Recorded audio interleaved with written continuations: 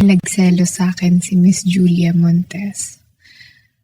Sa unang pagkakataon ay nagsalita na ang Viva Max actress na si Angelique Kang kaugnay ng biglaang pagkawala ng kanyang karakter noon sa teleseryeng FPJ's Batang Quiapo. Sa isang interview, inamin nito ang katotohanan sa lahat ng mga balita noon. Ayon sa actress, nagulat din siya sa mga kumalat na haka-haka online na kaya raw siya umalis sa proyekto ay dahil umano sa pagsiselos ni Julia Montes.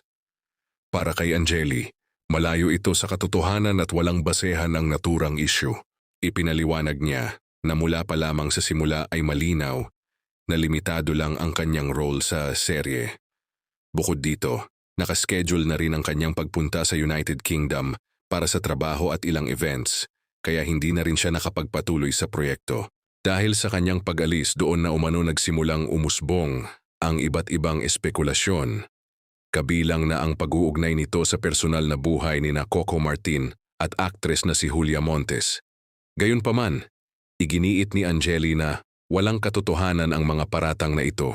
Dagdag pa ng actress, wala silang naging personal na pag-uusap ni Julia tungkol sa issue at hindi rin ito naging dahilan ng anumang tensyon sa pagitan nila.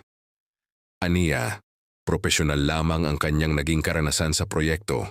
Sa huli, nanawagan si Angeli sa publiko na maging mapanuri at huwag agad maniwala sa mga kumakalat na balita online. Mas mabuting alamin muna ang totoong kwento bago magbigay ng opinyon, lalo na kung may kinalaman ito sa ibang tao.